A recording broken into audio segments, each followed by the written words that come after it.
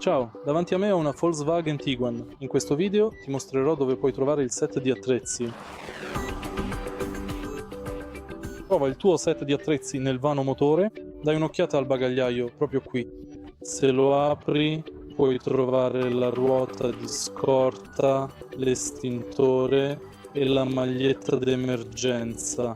Proprio qui abbiamo due scatole dove puoi trovare ad esempio il triangolo d'emergenza e altro ancora. Dall'altro lato abbiamo anche una scatola dove puoi trovare il crick per la tua auto e gli attrezzi necessari.